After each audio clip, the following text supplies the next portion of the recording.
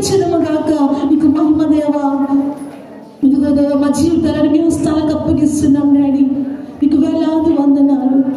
మా జీవితాలను మీ హస్తాలకు అప్పగిస్తున్నామయ్యా. మా శ్రేష్ఠ జీవితాన్ని, మా కొద్ది కాలపు జీవితాన్ని ప్రభావ ఇప్పటి వరకు మా ఇష్టానుసారంగా మేము బ్రతికి ఉన్నాం. కానీ దేవా, ఇదిగో మీ హస్తాలకు మా బ్రతుకును అప్పగిస్తున్నావు. మమ్మల్ని ఆదరించదగిన దేవుడు అని, మమ్మల్ని ఘనపరచదగిన దేవుడు అని, మమ్మల్ని స్వస్థపరచగలిగిన దేవుడు అని, మమ్మల్ని పోషింపగలిగిన దేవుడు అని ప్రభు, ఏ ఆటంకమైనా మమ్మల్ని ఘనపరచగలిగిన దేవుడు అని ఇవేనని మా జీవితాలను మీ హస్తాలకు అప్పగిస్తున్నాం డాడీ. దేవానికి వందనాలు. నీకే ఘనత. ఆయన మాట్లాడుటకు వేగిరపడుచున్న దేవుడు ప్రభా. ఏది ఆటంకముగా ఉందో, మా వ్యసనాలు ఏమైనా అడ్డుగా ఉన్నాయేమో ప్రభా, పరిపూర్ణంగా తొలగించదగిన దేవుడు నీవే. మీ జీవితాలను ప్రభా మీ దేవుని చేతులకు అప్పగించుకున్నట్టుకు సిద్ధపడకు సహాయం దయచేయండి ప్రభా. ఇదిగో దేవ మా చిన్న జీవితం. ఇదిగో దేవా నా జీవితం, ఆపాద మస్తకం నీకంకితం. ఇదిగో దేవా నా జీవితం, ఆపాద మస్తకం నీకంకితం. శరణం నీ శరణం, శరణం నీ శరణం. ఇదిగో దేవా నా జీవితం, ఆపాద మస్తకం నీకంకితం. ఇదిగో దేవా నా జీవితం, ఆపాద మస్తకం నీకంకితం. శరణం నీ శరణం, శరణం నీ శరణం, శరణం నీ శరణం, శరణం నీ శరణం. ఇదిగో దేవా నా జీవితం, ఆపాద మస్తకం నీకంకితం. ఇదిగో దేవా నా జీవితం, ఆపాద మస్తకం నీకంకితం. పలుమార్లు వేడుకున్నాను నీ పరలోక దర్శనము నుండి. పలుమార్లు వేడుకున్నాను నీ పరలోక దర్శనము నుండి. అయినా నీ ప్రేమతో నన్ను చేర్చేసావా. ఇదిగో నా శేష జీవితం, పాదాల చెంత ఉంచినా.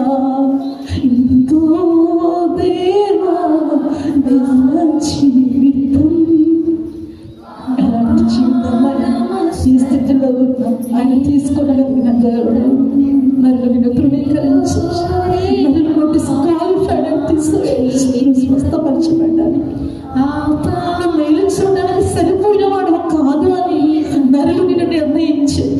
నా దేవుడు అట్టివాడు కాదు. జీవితం ఏదైనా ఆయన తీసుకోగలిగిన దేవుడు. ఆయన నేను స్వస్థపరచగలిగిన దేవుడు. ఈ జీవితాలు ఉన్న పడంగా ఆయన హస్తాలకు ఇచ్చిన ఆయన బలపరచదగిన దేవుడు.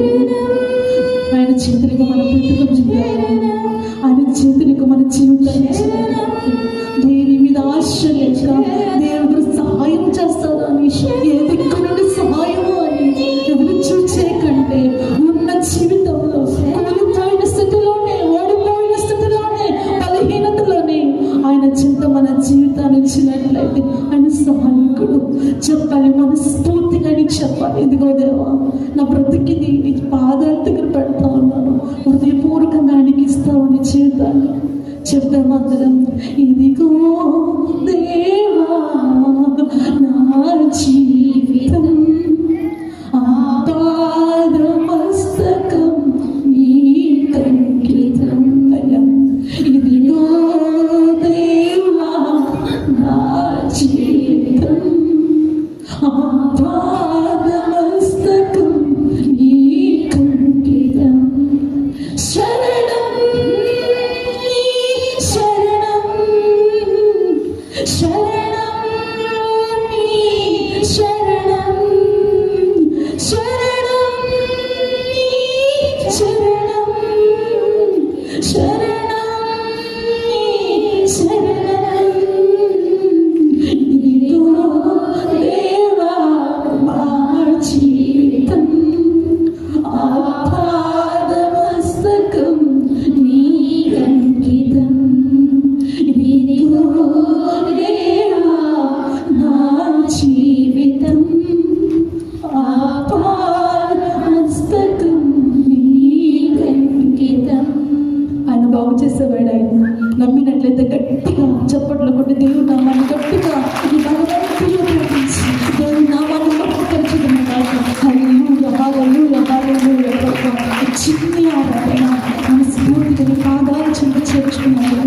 ఇక వేలాది ఉన్న స్థితిలో హస్తాలకు అప్పగిస్తున్నాడు. మీకే మహిమ మీకే మహిమ మీకే మహిమ.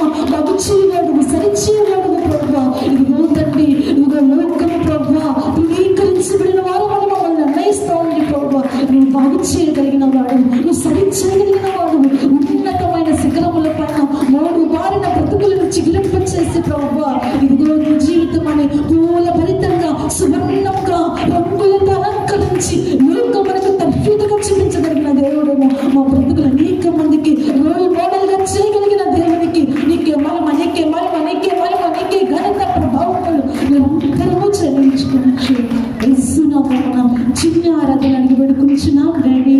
ఆమేన్.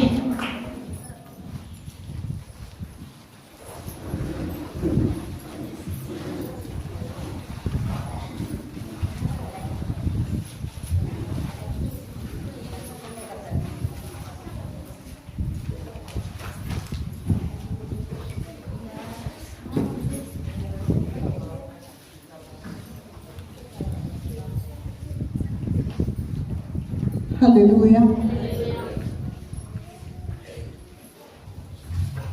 గొప్ప దేవుని యొక్క సన్నిధిలో మనం ఉన్నామండి. అద్భుతాల దేవుడు సజీవుడు మనతో కూడా ఉన్నాడు. శత్రువు నిరంతరము భయపెట్టడానికి చూస్తూ ఉంటాడు. కనుక దేవుని వాక్యములో మనము శత్రువుని ఎలాగ ఎదిరించాలి, మనం ఏమై ఉన్నామో మనం గుర్తించినట్లయితే, ఆ రహస్యం మనకు తెలిసినట్లయితే శత్రువు ఏమి చేయడానికి వాడికి అవకాశమే లేదండి. అటువంటి మన గొప్ప తండ్రి మన కోసం అన్నీ సిద్ధపరిచి ఉంచి ఉన్నాడు. ఆయన జీవం ఈ గ్రంథంలో దాచిబడి ఉంది. బైబిల్ గ్రంథంలో ఆయన జీవం ఉంది. కనుక ఆయన మాట మనల్ని బ్రతికింపజేస్తుంది. ప్రకటన గ్రంథం చూడండి.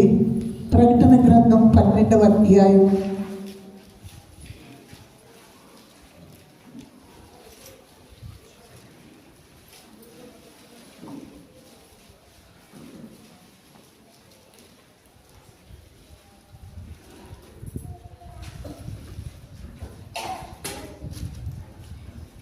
ఒక్క నిమిషం తలలు వంచండి. ప్రియ పరలోకపు తండ్రి నీకు వందనాలు. మరొకసారి నీ కృపాసింహాసనం దగ్గరకు నాయన నీ పాద పద్మముల చెంత ఉన్నాము. నీ పాద పద్మముల చెంతకు వచ్చి మరొకసారి నీకు విన్నవించుకొనిచున్నాము. ఇంతవరకు నువ్వెంతో నాయన నీ సన్నిధి తోడుగా ఉంచి బిడ్డల్ని నాయన తండ్రి మరుగు చేసుకొని నాయన నిన్ను స్తుతించి ఆరాధించడానికి, నిన్ను మహిమపరచడానికి నువ్వు ఇచ్చిన కృపను బట్టి వందనాలు. వందనాలు. ఆ ఒప్పందాన్ని స్థిరపరిచి నాయన బలపరిచి శక్తి కార్యాలు జరిగించండి. నీ వాక్యం ద్వారా మీరు మాతో మాట్లాడుతున్నందరికీ వందనాలు నాయన. నీ బిడ్డలందరూ హృదయాంతరంగానికి అది అర్థం చేయండి నాయన. ఆత్మదేవా మీరు ప్రవహించండి. పరిశుద్ధాత్ముడా, మా మంచి బోధకుడా, నీ చేతులకి అప్పగించుకుంటూ నాయన నీ బిడ్డలతో నాతో ఈ వర్తమానం ఎవరైతే వింటున్నారో అయ్యా బిడ్డలందరితో నీవు మాట్లాడి నీవు నీ బిడ్డల్ని నాయన విజయ వీరులుగా నిలువబెట్టమని మహిమని మీరు పొందమని యేసయ్య నామములో బ్రతిమలాడి వేడుకొంచున్నాము తండ్రి. ఆమేన్. ప్రకటన గ్రంథం 12వ అధ్యాయము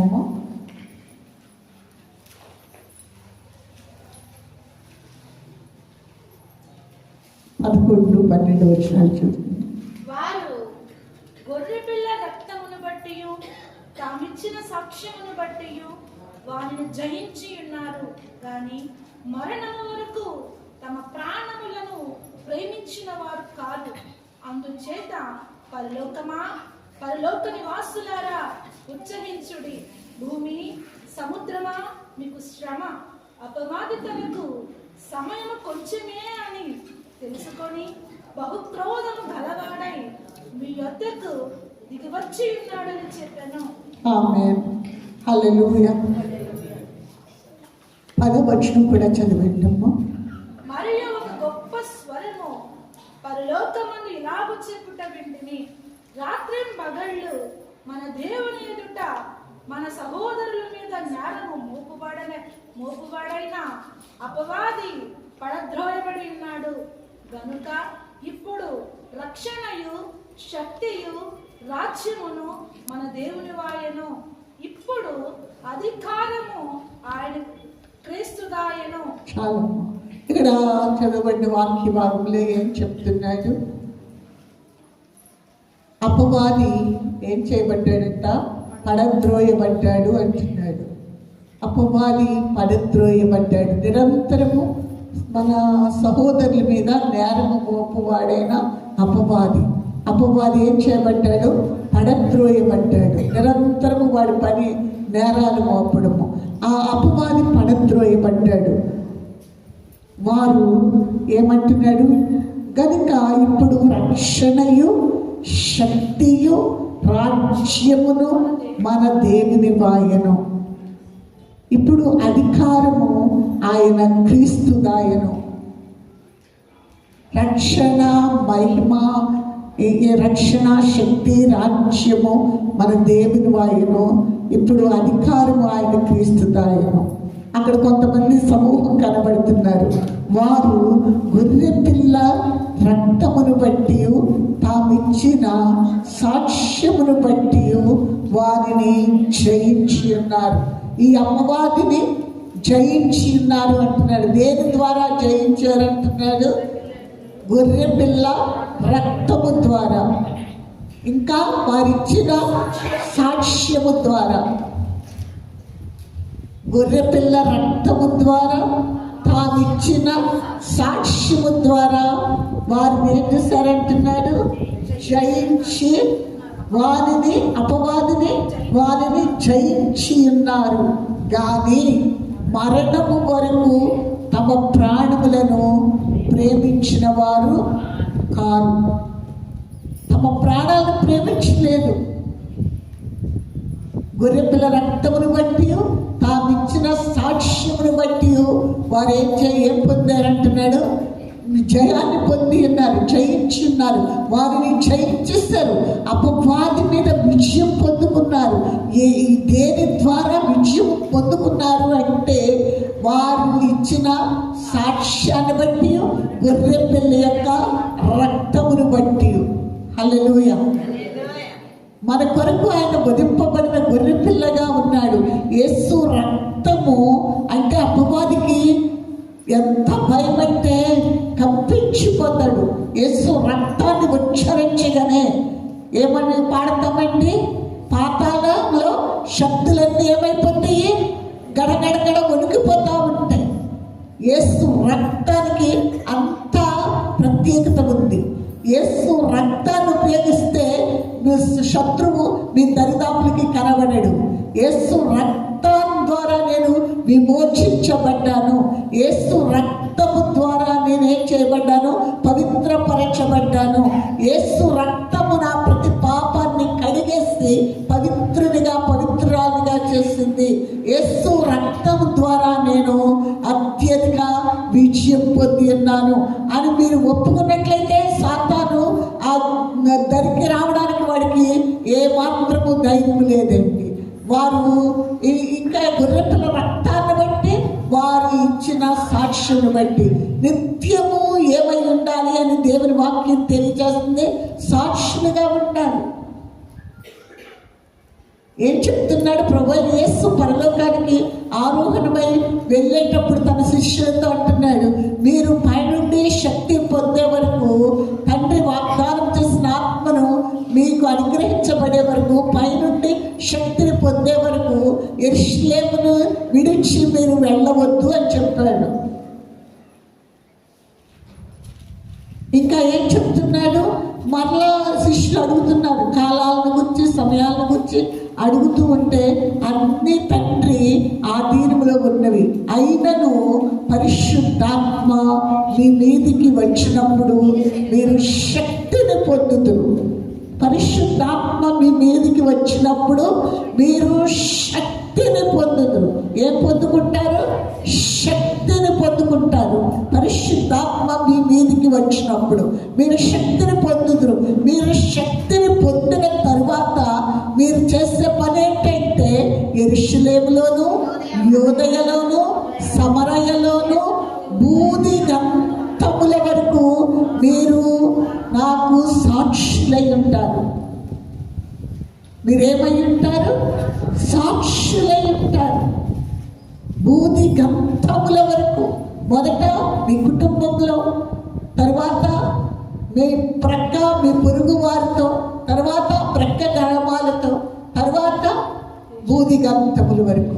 యెరూషలేము, యూదయ, సమరయ, బూది గంతముల వరకు మీరు నాకు సాక్షులై ఉంటారు. మీరు ఇచ్చిన సాక్ష్యాన్ని బట్టి, మీరు ఇచ్చే సాక్ష్యాన్ని బట్టి వారిని జయించి ఉన్నారు అంటున్నాడు. మీరు జయించారు అనడానికి గుర్తు ఏంటంటే, మీరు ఇచ్చిన సాక్ష్యము. మీ సాక్ష్యాన్ని బట్టి వారిని జయించి ఉన్నారు. అంతేగాని మరణం వరకు మీ ప్రాణాలను ప్రేమిస్తూ కూర్చోలేదు.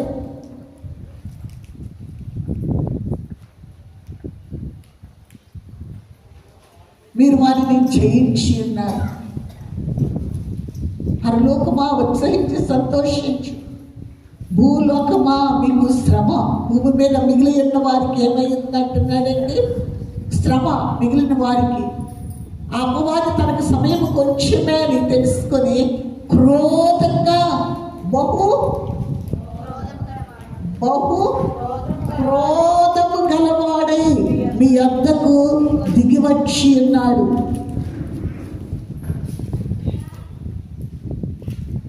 జయించిన వారు వెళ్ళిపోయారు.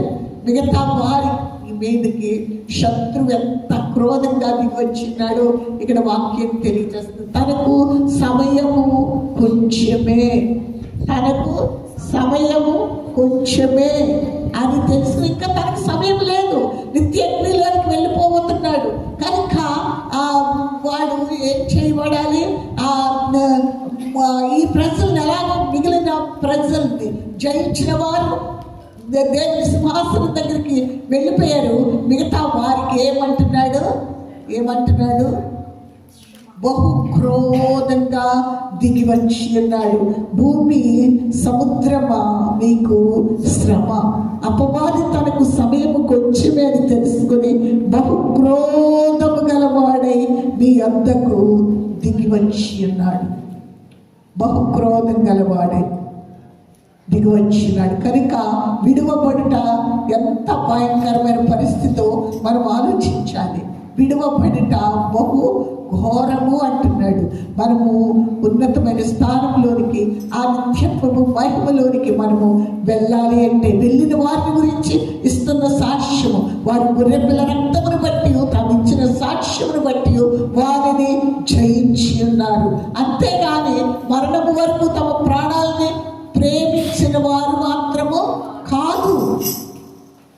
వారిని జయించిన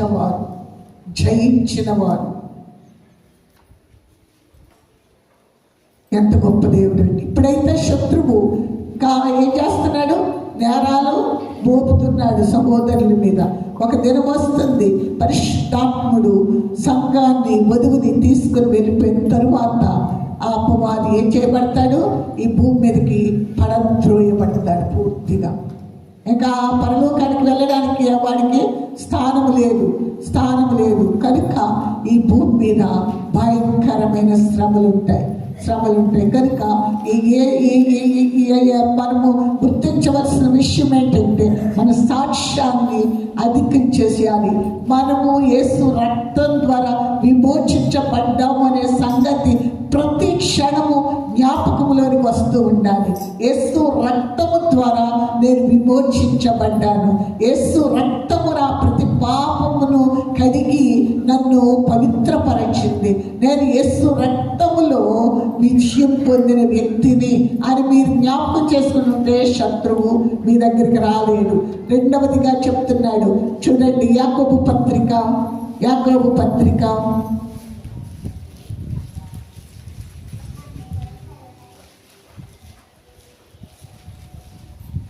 4వ అధ్యాయం.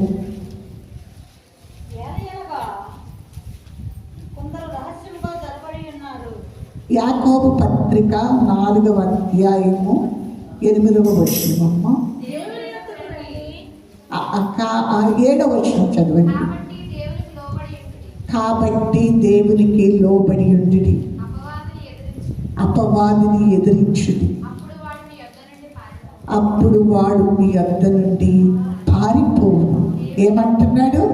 దేవునికి లోబడి ఉండుడి, దేవునికి లోబడి ఉండుడి, అపవాదిని ఎదిరించుడి, అప్పుడు వాడు మీ యొద్ద నుండి పారిపోవును. ఇంకా పై వచనంలో చెప్తున్నాడు, 4వ వచనంలో అంటున్నాడు, వ్యభిచారిణులారా, ఈ లోక స్నేహము దేవునితో వైరమని మీరు ఎరుగరా? కాబట్టి ఎవడు ఈ లోకముతో స్నేహము చేయగోరునో వాడు దేవునికి శత్రువగును. ఆయన మన యందు నివసింపచేసిన ఆత్మ మచ్చరపడినంతగా అపేక్షించిన అది లేఖనము చెప్పునది వ్యర్థమని అనుకొనుచున్నారా? కాదు, కానీ ఆయన ఎక్కువ కృపనిచ్చును. అందుచేత దేవుడు అహంకారులను ఎదిరించి దీనులకు కృప అనుగ్రహించును అని లేఖనము చెప్పుచున్నది. కాబట్టి దేవునికి లోబడి ఉండుడి. ఏమంటున్నాడు? అహంకారులను ఎదిరించి దీనులకు ఏమిస్తాడంట? కృప అనుగ్రహించును అని లేఖనము చెప్పుచున్నది. ఈ లోక స్నేహము దేవునికి ఏంటంటున్నాడండి? వైరము అంటున్నాడు. లోక స్నేహము దేవునికి ఏమైందంటున్నాడు? వైరమని మీరు ఎరుగరా? ఈ లోకముతో స్నేహము ఎవడు ఈ లోకముతో స్నేహం చేయకూడనో వాడు దేవునికి ఏమైపోతాడు? శత్రువు అయిపోతాడు. ఎందుకంటే లోకము అంటే లోకములో ఉన్న మనుషులతో స్నేహం కాదు, వద్దడం లేదు, కానీ వారు చేసే దానితో స్నేహం చేస్తే మీరేమైపోతారు? దేవునికి విరోధులైపోతారు. కనుక ఇక్కడ ఏం చెప్తున్నాడు?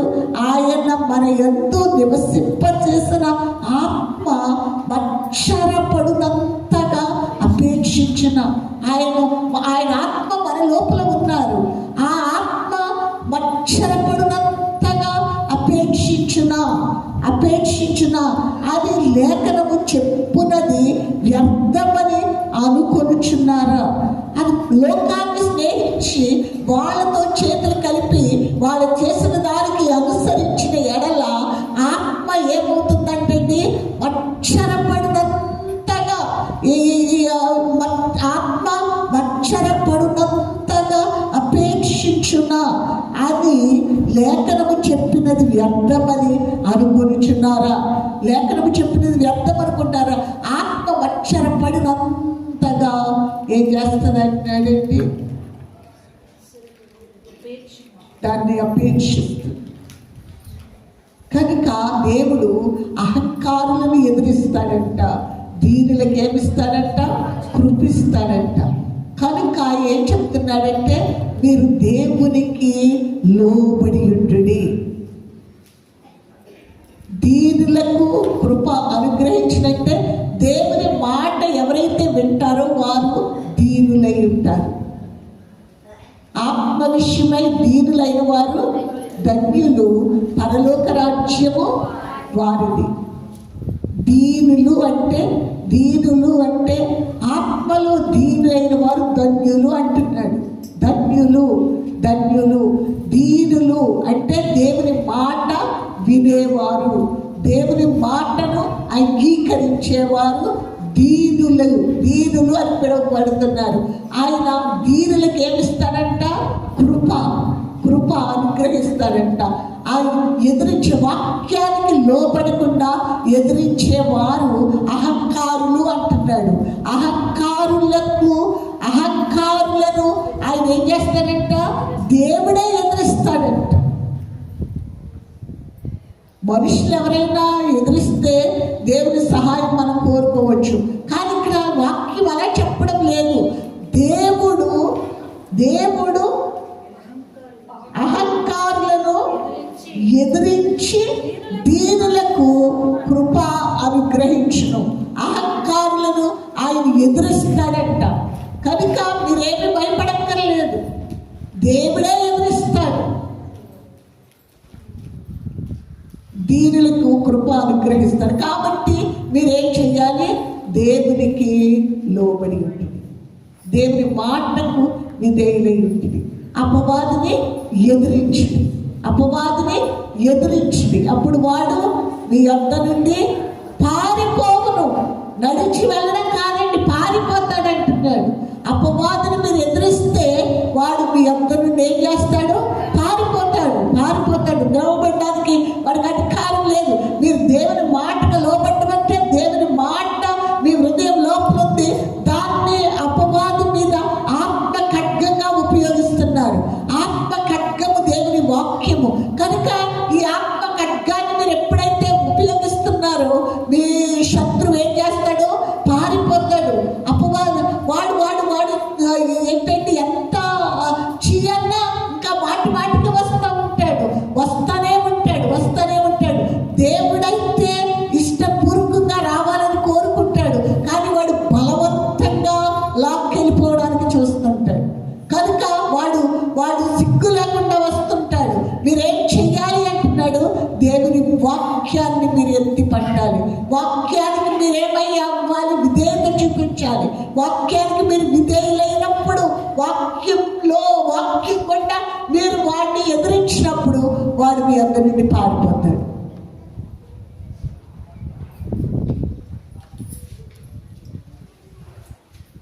మీ హృదయము కంపించిపోతుంది, కలవరం చెందిపోతుంది.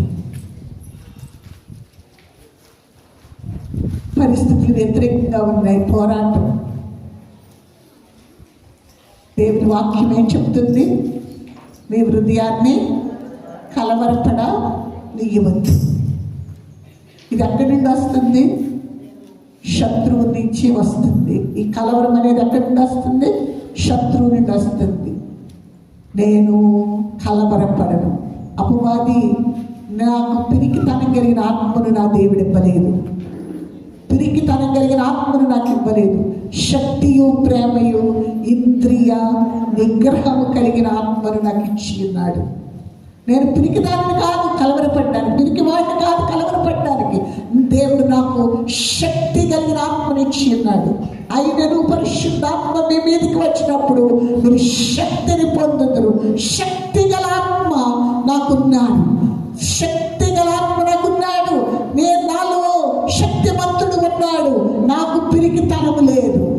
పిరికితనమా, యేసు నామములో బయటికి వెళ్ళు అని ఆజ్ఞాపించాలి. శత్రువు ఏం చేస్తాడండి? పారిపోతాడంటున్నాడు. మీరు ఏ సమస్యన కానివ్వండి, ఆ సమస్యను గురించి ఏం చేయాలి? ఆ సమస్యను గురించి దాన్ని ఆ వాక్యం ద్వారా విధేయులవ్వాలి. ఆ సమస్యకు ఆ పర్యవసానంగా పరిష్కారంగా దేవుడు ఏ వాక్యాన్ని అయితే ఇచ్చాడో దాన్ని మనం ఏం చేయాలి? దానికి లోపడాలి. ఒక రోగమే కానివ్వండి, ఒక ఆర్థికపరమైన అవసరతలు కానివ్వండి, మీకు ఏ సమస్యలు ఎదురుగా నిలుస్తున్నా, ఏ పర్వతాలు నిలుస్తున్నా, మీరు ఏం చేయొచ్చు? వాటిని ఏం చేయొచ్చు? దేవుని వాక్యం ద్వారా ఆ విధేయత చూపించినట్లయితే శత్రువు పారిపోతాడు అని చెప్తున్నాడు. నేను ఈ రోగంతో బాధపడడానికి నేను రోగానికి బానిసను కాదు. ఎందుకంటే నా రోగాలన్నీ కల్వరి శిలువ మీద ప్రభు యేసు మోసుకుని వెళ్ళిపోయాడు. నేను నీతి విషయమై జీవించినట్లు, పాపము విషయమై చనిపోకున్నట్లు బ్రాను మీద నా పాపాలన్నీ ఆయన మోసుకుని వెళ్ళిపోయాడు. ఆయన పొందిన దెబ్బల చేత నేను స్వస్థత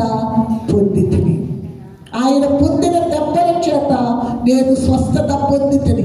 ఈ రోగము తగ్గదు, ఈ బలహీనత తగ్గదు అని నీవు అబద్ధాలు నాకు చెప్పవలసిన అవసరం లేదు. నాకు ఈ రోగంపై విజయం ఇచ్చిన వాడు నాలో ఉన్నాడు. ఆ స్వస్థత అయినవాడు నాలో ఉన్నాడు. పిరికితనమా, భయపెట్టే ఆత్మ, యేసు నామములో నువ్వు వెళ్ళిపో. ఈ దరిదాపులు ఉండడానికి నీకు అధికారం లేదు. ఆజ్ఞాపించండి, వాడు పారిపోతాడు. నిలవబడ్డం కాదు, నడిచి వెళ్ళదు. ఇక్కడ వాక్యం చెప్తుంది, మీరు దేవునికి లోబడి ఉండండి, దేవుని మాటకు లోబడి ఉండండి. అపవాది మీ అందరూ ఏం చేస్తాడు? పారిపోతాడు. దేవుని మాటకు చెప్పకుండా మౌనంగా అలాగే ఆలోచించుకుంటా కూర్చున్నాం అనుకోండి, ఫలితమేమో ఉండదు. మీరు మాట్లాడుతూ ఉండాలి. మీ లోపల నుండి శక్తి బయటికి రావాలి. అది ఆత్మ నోటు నుండి వాడి అయిన 2 అంచుల గల ఖడ్గము గలవాడు అని దేవుని వాక్యం తెలియజేస్తుంది. వాడి అయిన 2 అంచుల గల ఖడ్గం, 2 అంచుల గల ఖడ్గం నోట నుండి బయలు వెడుతుంది. దేవుని వాక్యము ఆత్మ ఖడ్గమని ఎఫెసీ పత్రికలో తెలియజేస్తున్నాడు. దేవుని వాక్యం ఏమైంది? ఆత్మ ఖడ్గము. ఎఫెసీ పత్రిక 6వ అధ్యాయంలో వాక్యము, ఎఫెసీ పత్రిక 6వ అధ్యాయం చదవండి. దేవుని వాక్యమును ఆ ఒక్క మాటే చాలు. చాలమ్మా. దేవుని వాక్యమును ఆత్మ ఖడ్గము ధరించుకోమంటున్నాడు. ఆత్మ ఖడ్గము ధరించుకొని ఉండాలి. సమయోచితంగా ఏ పరిస్థితి ఎదురైతే ఆ ఖడ్గము తీసి ఆ వాడి ఖడ్గాన్ని ఉపయోగించినట్లయితే సాతాను పారిపోతాడు. ఇంకా చూడండి, యెషయా గ్రంథం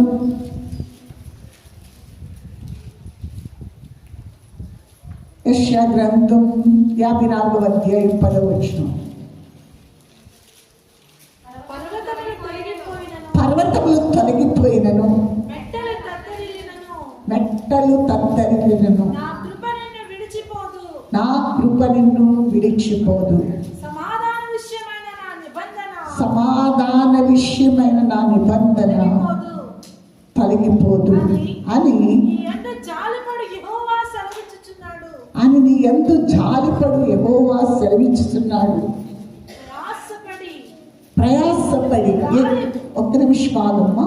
ఏమంటున్నాడు? పర్వతములు తొలగిపోయినను, మెట్టలు తత్తరిల్లినను. పర్వతాలు తొలగిపోవచ్చు, మెట్టలు తత్తరిల్లిపోవచ్చు, అయినా నా కృప నిన్నేం చేయదంటున్నాడు? విడిచిపోదు. నా కృప నిన్ను విడిచిపోదు. సమాధాన విషయమైన నా నిబంధన. ఆయన ఒక నిబంధన చేస్తాడు. ఆయన రక్తముతో ఆయన ఒక నిబంధన చేశారు. మీరు నాకు ప్రియమైన కుమారులు, కుమార్తెలు, నేను మిమ్మల్ని ఈ చీకటిలో నుండి ఆశ్చర్యకరమైన వెలుగులోనికి పిలిచాను. మరణములో నుండి జీవములోనికి దాటించి ఉన్నాను. మీరు నాకు కుమారులు కుమార్తెలై ఉన్నారు అని సర్వశక్తి గల ప్రభువు సెలవిచ్చుచున్నాడు. కనుక పర్వతములు తొలగిపోవచ్చు, మెట్టలు తత్తరిల్లిపోవచ్చు, కానీ నా కృప మిమ్మల్ని ఏం చేయదు, విడిచిపోదు. సమాధాన విషయమై, సమాధానం అనే ఏంటంటే నిబంధన, ఆ కవరింగ్ చేశాడు, నిబంధన చేశాడు. సమాధానం మీకు నాకు మధ్యన ఏముంది? సమాధానం. మీకు నాకు మధ్యనున్న ఆ అడ్డుగోడ ఏం చేయబడింది? కల్వరిలో పడగొట్టబడింది. మీరు డైరెక్ట్గా నాకు హక్కుదారులు, వారసులైపోయారు. ఆత్మ తానే మన ఆత్మతో సెలవిస్తున్నాడు, మీరు దేవుని పిల్లలు, మీరు దేవుని పిల్లలు. ఆత్మ తానే మన ఆత్మతో ఏం చేస్తాడంటున్నాడు, తెలియచేస్తున్నాడు, మీరు దేవుని పిల్లలు. సమాధాన విషయమైన నిబంధన తొలగిపోదని మీ మీద జాలిపడు యెహోవా సెలవిచ్చుచున్నాడు. చదవమ్మ సార్. ప్రయాసపడి గాలి వాన చేత కొట్టబడి ఆదరణ లేక ఉన్నదానా, నేను నీలాంఛనములతో నీ కట్టడమును కట్టుదును, నీలములతో నీ పునాదులను వేయుదును, మాణిక్య మణులతో నీ కోట కొమ్ములను, సూర్యకాంతములతో నీ గుమ్మములను కట్టుదును, ప్రశస్తమైన రత్నములతో నీకు సరిహద్దులు ఏర్పరచుదును. నీ పిల్లలందరూ యెహోవా చేత ఉపదేశమునందుదురు. నీ పిల్లలకు అధిక విశ్రాంతి కలుగును. నీవు నీతి గలదానవై స్థాపింపబడు. నీవు భయపడనక్కరలేదు. వాదించి వారు నీకు దూరముగా ఉంది. భీతి నీకు దూరముగా ఉండును. అది నీ దగ్గరకు రానే రాదు. జనులు గుంపు కూడినను వారు నా వలన కూడరు. నీకు విరోధముగా గుంపు కూడి వారు నీ పక్షపు వారగుదురు. ఆలకించుము. నిప్పులుది ఆయన వృత్తికి తగినట్టుగా పనిముట్టు చేయు కమ్మరిని సృజించిన వాడను నేనే. నాశనం చేయుటకై పాడు చేయువాను సృజించువాడను నేనే. నీకు విరోధముగా రూపింపబడిన ఏ ఆయుధమును వర్ధిల్లదు. న్యాయ విమర్శలు నీకు దోషారోపణ చేయు ప్రతి వారికి నీవు నేరస్థాపన చేసేదవు. హల్లెలూయా. ఏమంటున్నాడు? ప్రయాసపడి గాలి వాన చేత కొట్టబడి ఆదరణ లేక ఉన్నదానా, నేను నీలాంజనములతో నీ కట్టడమును కట్టుదును, నీలములతో నీ పునాదులను వేయుదును, మాణిక్య మణులతో నీ కోట కొమ్ములను, సూర్యకాంతములతో నీ గుమ్మములను కట్టుదును, ప్రశస్తమైన రత్నములతో నీకు సరిహద్దులు ఏర్పరచుదును. నీ పిల్లలందరూ యెహోవా చేత ఉపదేశమునందుదురు. నీ పిల్లలకు అధిక విశ్రాంతి కలుగును. నీవు నీతి గల దానివై స్థాపింపబడి నీవు భయపడనక్కర్లేదు. బాధించువారు నీకు దూరముగా ఉండును. భీతి నీకు దూరముగా ఉండును. అది నీ దగ్గరకు రానే రాదు. నీకు విరోధముగా రూపింపబడిన ఏ ఆయుధమును వర్ధిల్లదు. నీకు విరోధముగా రూపింపబడిన ఏ ఆయుధమును రూపింపబడదు. ఏమంటున్నాడు? న్యాయ విమర్శలో నీకు దోషారోపణ చేయు ప్రతి వారికి నీవు నేరస్థాపన చేయదు. నీవే నేరస్థాపన చేస్తావు. నీకు దోషారోపణ నీవే చేసేవారికి, నేరస్థాపన చేసేవారికి. కనుక పర్వతములు తొలగిపోయినా, వెంటనే తత్తరిల్లినా నా కృప నిన్ను విడిచిపోదు. నా కృప నిన్ను విడిచిపోదు. సమాధాన విషయమైన నిబంధన నీ అందు నుండి తొలగిపోదని నీ మీద జాలిపడు యెహోవా సెలవిచ్చుచున్నాడు. నీకు విరోధంగా రూపింపబడిన ఏ ఆయుధము వర్తిల్లదు. శత్రువుని మీద నేరారోపణ చేయడానికి వాడికి ఏ అధికారం లేదు, ఏమి సరిపోదు. నువ్వే వాడి మీద ఏం చేస్తావంటున్నాడు? నేరస్థాపన చేస్తావు. చేసే రోజు ఒక రోజు ఉంది. న్యాయ విమర్శలు నీకు దోషారోపణ చేయు. ప్రతి వారికి నువ్వు నేరస్థాపన చేస్తావు. కనుక నువ్వేం చేయాలి అంటున్నాడు? ఇది జ్ఞాపకం పెట్టుకోవాలి. నిత్యమైన కృపతో ఆయన వాత్సల్యము చూపుచున్నాడు. ఇక్కడ అంటున్నాడు, పర్వతాలు తొలగిపోవచ్చు, మెట్టలు తత్తరిల్లిపోవచ్చు, ఆయన కృప నన్ను విడిచిపోదు. ఎందుకంటే దేవుని వాక్యంలో తెలియచేస్తున్నాడు. చూడండి, లోకాసువార్త 10వ అధ్యాయం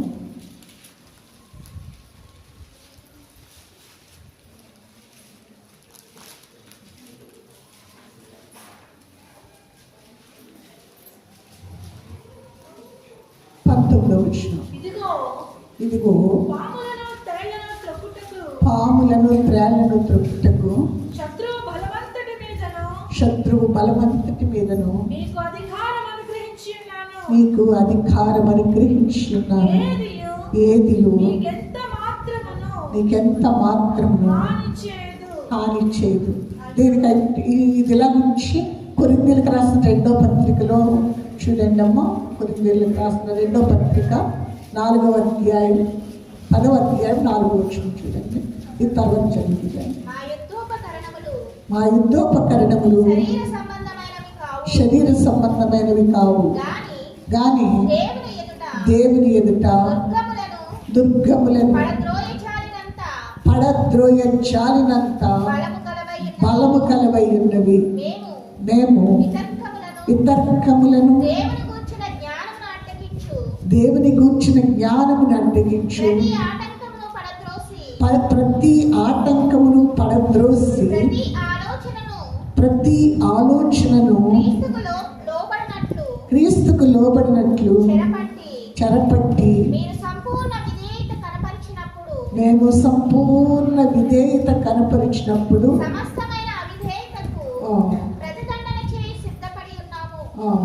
చాలమ్మా. ఏమంటున్నాడు? మేము మా యుద్ధోపకరణములు మేము శరీరధారులమై నడుచుకొనిచున్నాను, శరీర ప్రకారం యుద్ధం చేయము. మా యుద్ధోపకరణములు శరీర సంబంధమైనవి కావు. మా యుద్ధోపకరణములు ఏవి? శరీర సంబంధమైనవి కావు. కానీ దేవుని ఎదుట దుర్గములను పడద్రోయ జాలినంత బలము కలవై ఉన్నవి. దేవుని ఎదుట దుర్గాలను పడద్రోస్తాము. దుర్గములను పడద్రోయ జాలినంత బలము గల ఆయుధాలను మేము కలిగి ఉన్నాము. మేము ఏమంటున్నాడు? శరీరధారణంగా ఉన్నాము, కానీ నా యుద్ధం శరీర ప్రకారమైనది కాదు. శరీర ప్రకారంగా మేము యుద్ధము చేయము.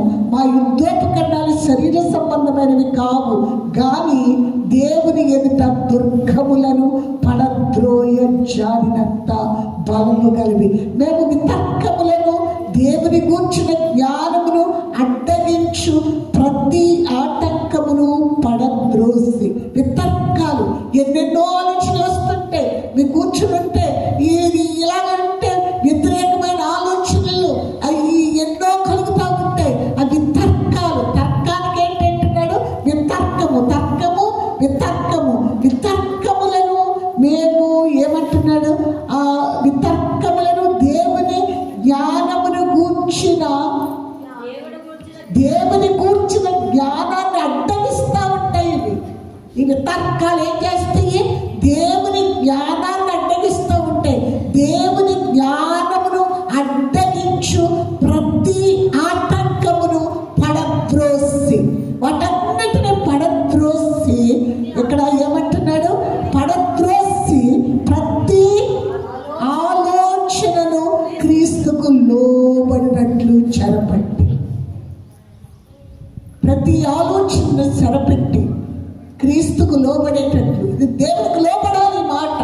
ఇది దేవునికి లోబడే మాట. అది ఆ పడద్రోయబడే మాట. ఆ వ్యతిరేకమైన ఆలోచనలు, తలంపులు అవన్నీ కూడా పడద్రోయబడాలి. పడద్రోసి అంటున్నాడు. వితర్కములను, దేవుని జ్ఞానమును గురించి ఆటంకం కలిగి చేసే దేవుని జ్ఞానమును అడ్డగించు ప్రతి ఆటంకమును పడద్రోసి, ప్రతి ఆలోచన, ఎన్ని ఆలోచనలు? ప్రతి ఆలోచన, నీకే ఆలోచనలే అయితే వస్తున్నాయో ప్రతి ఆలోచన క్రీస్తుకు లోబడినట్లు, ఆయన మాటకు విధేయత చూపించినట్లు, క్రీస్తుకు లోబడినట్లు ఏ పట్టాలంటే చెరపట్టాలంట. అది ఇక బయటికి పోకూడదు, అది బయటికి వెళ్ళకుండా చెరపట్టాలి. అవన్నీ కూడా నీ లోపల నుండి అవి ఏం చేస్తాయి? అవి ఆత్మ ఖడ్గంగా పనిచేస్తూ ఉంటాయి. ముందు చెప్పుకున్నాం కదా, ఆత్మ ఖడ్గంగా ఈ వాక్యం పనిచేస్తూ ఉంటుంది. ఏదైతే ప్రతి ఆలోచన క్రీస్తుకు లోబడినట్లుగా నువ్వు చెరపెడతావు, ప్రతి ఆలోచన క్రీస్తుకు లోబడినట్లు చెరపెట్టినప్పుడు ఏం చేస్తుంది అంటున్నాడు? వితర్కాలన్నింటినీ పడద్రోసి దేవుని జ్ఞానాన్ని అడ్డగిస్తూ ఉంటాయి. అంటే దేవుని జ్ఞానాన్ని ఏం చేస్తుంటాయి? అడ్డగిస్తూ ఉంటాయి. అడ్డగించే ప్రతి ఆటంకాన్ని పడద్రోయాలి, అపవాదిని ఎదిరించాలి. అప్పుడు వాడు మీ అందరి నుండి పారిపోతాడు. ఇప్పుడు చదవండి 19వ అధ్యాయంలో ఆ మాట, 10వ అధ్యాయం 19వ వచనం, లూకాసు వార్త. పాములను త్రేళ్లను త్రొక్కుటకును శత్రువు బలమంతటి మీద మీకు అధికారము అనుగ్రహించి ఉన్నాను. ఏదియో మీకెంత మాత్రమును హాని చేయదు. ఏమంటున్నాడు? ఇదిగో పాములను త్రేళ్లను త్రొక్కుటకు శత్రువు యొక్క బలమంతటి మీద మీకేమి ఇచ్చేసాను? అధికారం ఇస్తున్నాను. ఏది ఎంత మాత్రము మీకేం చేయదు? హాని చేయదు. మీరు భయపడవలసిన పని లేదు. భీతి మీకు దూరంగా ఉంది. మీరు భయపడనక్కర్లేదు. మీకు విరోధంగా రూపించబడి ఏ ఆయుధము వర్తిల్లదు. మీరు ఎలా ఉండాలంటున్నాడు? మీరు దేవుని యొక్క పిల్లలుగా మీ నిబంధనను జ్ఞాపకం చేసుకునండి. పర్వతాలు తొలగిపోయినా, మెట్టలు తత్తరిల్లిపోయినా నా కృప మిమ్మల్ని విడిచిపోదనే సంగతిని మీరు జ్ఞాపకం చేసుకునండి. సమాధాన విషయమైన నిబంధన తొలగిపోదు మీ అందరి నుండి. పర్వతాలు తొలగిపోవచ్చు, ఎన్ని పరిస్థితులు వచ్చినా. ఇదిగో పాములను త్రేళ్లను త్రొక్కుటకును శత్రువు యొక్క బలమంతటి మీద మీకు అధికారం ఇచ్చాను. ఈ అధికారాన్ని ఏం చేయాలంటున్నాడు? ఉపయోగించాలి. ఈ అధికారాన్ని ఉపయోగించకుండా ఉన్నట్లయితే మీరు విజయవంతులుగా ఉండలేరు అని దేవుని వాక్యం తెలియజేస్తుంది. ఏ అధికారం అయితే దేవుడు ఇచ్చి ఉన్నాడు, ఆ అధికారంతో ఈ భూమి మీద శత్రువుని ఎదురిస్తూ, పరిస్థితులను ఎదురిస్తూ, సమస్తాన్ని, వ్యతిరేకతలన్నిటిని ఎదురిస్తూ అత్యధిక విజయంతో తన పిల్లలు ఉండాలని దేవాది దేవుడు కోరుకుంటున్నాడు. శత్రువు యొక్క బలమంతటి మీద మీకు అధికారం ఇచ్చాడు. ఏది ఎంత మాత్రం మీకేం చేయదు? హాని చేయదు. మీరు ధైర్యంతో నిండుకొని ఉండాలి. మీకు పిరికితనం కలిగిన ఆత్మనివ్వలేదు, శక్తి కలిగిన ఆత్మనిచ్చి ఉన్నాను, ఇంద్రియ నిగ్రహము కలిగిన ఆత్మనిచ్చి ఉన్నాను. శక్తియు ప్రేమయు ఇంద్రియాలన్నీ నిగ్రహించుకునే ఆత్మని నేను మీకు ఇచ్చి ఉన్నాను. ఏది మీకెంత మాత్రం హాని చేయదు. మనం శత్రువు బలవంతునిగా ఎప్పుడు మాట్లాడడానికి వీల్లేదు. శత్రువు ఇది చేసేది, అది చేసింది అనడానికి వీల్లేదు. శత్రువు యొక్క బలమంతటి మీద అధికారం ఇచ్చాడు. మీకు ఇచ్చిన అధికారాన్ని ఉపయోగించుకోవాలి అంటున్నాడు. మీకు ఇచ్చిన అధికారాన్ని ఉపయోగించుకోవాలి. మీ ఇచ్చిన అధికారం అది నోటి ద్వారా. అధికారం అనేది దేని ద్వారా బయటకు వస్తుంది? దేవుని వాక్యం చెప్తుంది. 110వ కీర్తనలో ఆ ఒక మాట చూడండి, ప్రార్థన చేస్తుంది. 110వ కీర్తన. ప్రభు నా ప్రభువుతో సెలవిచ్చిన వాక్కు, నేను నీ శత్రువులను నీ పాదములకు పీఠంగా చేయవరకు నా కుడి పార్శ్వమున కూర్చుండుము. యెహోవా పరిపాలనా దండము, యెహోవా నీ పరిపాలనా దండము సియోనులో నుండి సాగచేయుచున్నాడు. నీ శత్రువుల మధ్య నీవు పరిపాలన చేయవు. ప్రభువైన యేసు తండ్రి దేవుని కుడిపార్శ్వాన కూర్చుని ఉన్నాడు. తండ్రి చెప్తున్నాడు, ప్రభువు నా ప్రభువుతో సెలవించిన వాక్కు, నేను నీ శత్రువులను ఏం చేస్తాను, నీ పాదానికి పీఠంగా చేయ వరకు నా కుడిపార్శ్వాన కూర్చునుండు. ఒక రోజు వస్తుంది ఆ వధువును తీసుకురావడానికి వెళ్తూ, కానీ అంతవరకు కూర్చో. ఎందుకంటే సియోనులో నుండి నీ పరిపాలనా దండమును ఆయన ఏం చేస్తున్నాడు, సాగ చేయించున్నాడు. శత్రువులను ఏం చేయడానికి, పాదాలకి పీఠంగా చేయడానికి. నీ పాదాల క్రింద ఉండాలి శత్రువు. నీ ఎదురుగా ఉండడానికి వాడికి అధికారం లేదు. శత్రువు యొక్క బలవంతటి మీద నీకు అధికారం ఇచ్చి ఉన్నాడు. శత్రువుని పాదాలకు పీఠంగా ఉండాలి. సియోను, దేవుని కలిగిన ఈ సియోను పట్టణము, నీవు దేవుని మందిరాన్ని వై ఉన్నావు. ఈ శరీరము దేవునికి ఆలయమై ఉంది. నీ లోపల దేవుడు ఉన్నాడు. సియోనులో నుండి పరిపాలనా దండమును సాగ చేయించున్నాడు. లేచి నీ శత్రువుల మధ్య నీవు పరిపాలన చేయు. నీవెంత ఎక్కువ మాట్లాడతావు, ఎంత ఎక్కువ శక్తివంతమైన మాటలు మాట్లాడతావు, ఎంత అధికారపూర్వకమైన మాటలు మాట్లాడతావు, అంత విజయాన్ని చూస్తావు. అంతా ఏ రోజుకి ఆ రోజే లెక్క కట్టచ్చు. ఏ రోజుకి ఆ రోజే పడుకునే టయానికి ఈ రోజు నేను ఏం చేస్తాను, ఎంత మీరు ఉపయోగిస్తారో అంతా విజేతలుగా నిలువబడతారు. ఎందుకంటే శత్రువు యొక్క బలవంతటి మీద అధికారాన్ని అనుగ్రహించాడు. ఏది ఎంత మాత్రం నీకు హాని చేయదని ఆయన అభయం ఇచ్చాడు. కనుక శత్రువు ఒక నిబంధన చేశాడు. ఏంటంటే ఆయనకి మనకి ఒక సమాధానమైన నిబంధన ఇచ్చి ఉన్నాడు. కనుక అది ఆ పర్వతాలు తొలగిపోయినా, బట్టలు తత్తరిల్లిపోయినా ఆ నిబంధనను కోల్పోము. కనుక దేవుని యొక్క మాట ప్రకారం దేవునికి లోబడి ఉండండి అంటున్నాడు.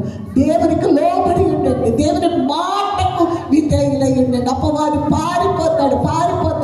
ఎంత దూరమైనా మీరు వాడిని తరిమి వేయొచ్చు. ఎందుకంటే సియోనులో నుండి పరిపాలనా దండమును సాగా చేయుచున్నాడు. సియోనులో నుండి పరిపాలన. మీరంతా అధికారాన్ని శత్రువు మీద ఉపయోగిస్తే అంత విజేతలుగా నిలబడతారు. మీకు ఏది అంత మాత్రం హాని చేయదు. ఏ బలహీనతలు, ఏ వ్యక్తిగతమైన పోరాటాలు, ఏ శత్రువు యొక్క క్రియలు, ఏమి శత్రువుని ఏంటంటే హైలైట్ చేస్తూ ఎవ్వరూ ఉండొద్దు. శత్రువు కాళ్ళ క్రింద ఉండేవాడు, పాదాలకు పీఠంగా ఉండేవాడు, పైన ఉండేవాడు కాదు. వాడు పైన ఉండడానికి వాడికి అధికారం లేదు. వాడు శక్తిని కోల్పోయాడు, వాడు అధికారాన్ని కోల్పోయాడు. ఎవరైతే వాడు అలాంటి వాడు తలస్తుంటారో వాళ్ళని వాడు ఏం చేస్తూ ఉంటాడండి, అణిచివేయడానికి చూస్తుంటాడు. కనుక అపవాదిని ఎదిరించండి, అప్పుడు వాడు మీ అందు నుండి పారిపోతాడు. ఎవరు నిశ్చయంగా ఉండొచ్చు. మరి ఏంటి శరీరం చెప్తా ఉంటుంది, ఎలాగ సాధ్యమే అని చెప్పాడు కదండి. యెషయా గ్రంథంలో చదువుకున్నాం కదా.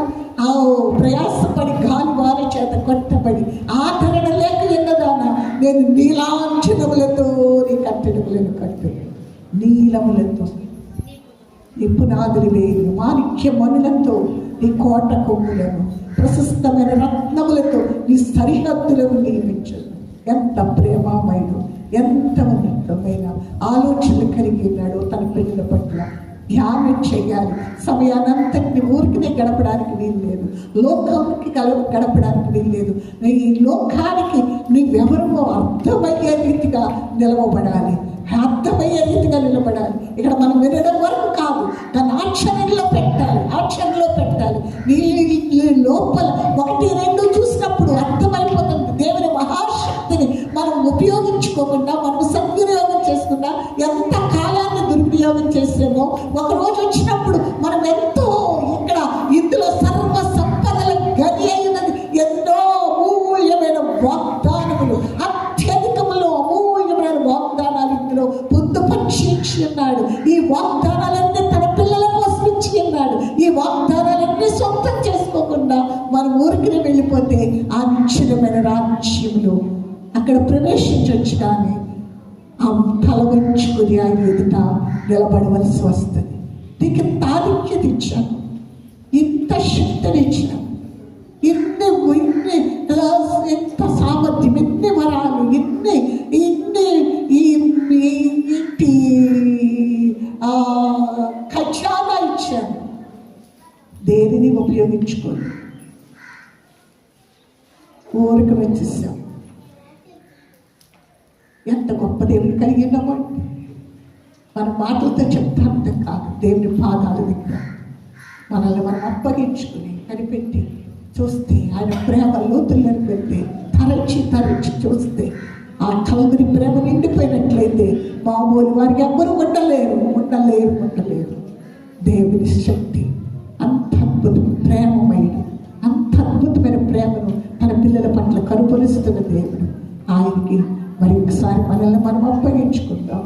దేవుని యొక్క మాటకు విధేయత చూపించి అపవాదిని ఎదిరిద్దాం. అప్పుడు వాడు పాల్పడతాడు. ప్రార్థన చేసుకుందాం. తలలో ప్రేమలు తండ్రి వందనాలు, అద్వితీయ దేవా వందనాలు, అమరుడామికి వందనాలు తండ్రి. ప్రశస్తమైన సమయాన్ని బట్టి నువ్వు ఇచ్చిన వాక్కులను బట్టి వందనాలు. ప్రతి మాటను నాయన అయ్యా గొప్పదంతులు, అడుగుదంతులు, దూరంతరంగా ఫలింపచేయండి. నా నానికి వందనాలు. మేము వారి గొర్రెపిల్ల రక్తమును బట్టి దంచిన సాక్షులు బట్టి వారిని జయించి ఉన్నారు తండ్రి. వందనాలు. దేవునికి లోబడమంటున్నాం. అపవాదిని ఎదిరించి వాడు పారిపోతాడన్నాం తండ్రి. వందనాలు. పర్వతాలు తొలగిపోవచ్చు, మెట్టలు తప్పలేదు. నా కృప మాత్రం మిమ్మల్ని విడువదని భయపెట్టిన శత్రు యొక్క బలమంతటి మీద అధికారం ఇచ్చి ఏది అంత మాత్రం మీకు హాని చేయదు. అపవాదిని ఎదిరిస్తే వాడు మీ అందరిని పారిపోతాడు. ఈ మాటలన్నీ బిడ్డల హృదయాంతరంగా ముద్రించండి. వాటిని మరణం చేయాలి, వాటిని ధ్యానించాలి, గొప్ప యోధులుగా నిలవబడాలి.